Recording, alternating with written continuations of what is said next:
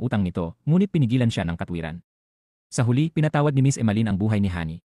Kung may ginawa itong mali, ang batas ang hahawak dito. Kung takot na takot si Honey mamatay, hahayaan siya ni Miss Emalin na mabuhay at magdusa habang buhay sa likod ng rehas. Takot na takot si Miss Jung at inakala niyang namatay si Inspector Andrew para iligtas siya. Mabuti na lamang at para siyang pusang may siyam na buhay. Nang makita ni Mr. Smith na parang ulan ang agos ng pulang sirop mula kay Inspector Andrew, sa sobrang takot ay nawalan siya ng malay.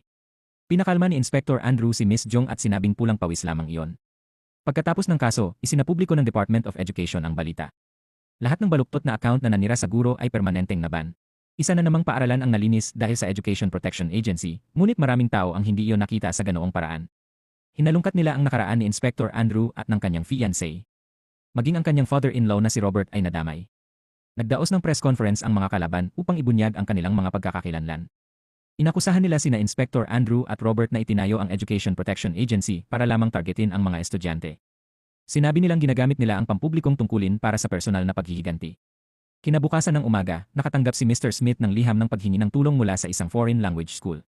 Pagkatapos, nabasa ni Mr. Smith ang balita tungkol sa mga akusasyon laban kina Inspector Andrew at Robert. Nang makita rin ni Miss Emalin ang balitang iyon, bahagya siyang nagulat. Naramdaman niya ang bigat ng sakit at pagkawala na pinagdaanan noon ni Inspector Andrew. Pagpasok ni Robert sa opisina, nadatnan niyang nagsusulat si Mr. Smith ng request para sa paglipat ng assignment. Pakiramdam kasi nito ay mas mapanganib kaysa ligtas ang pagtatrabaho sa Education Protection Agency, kaya gusto na niyang lumipat.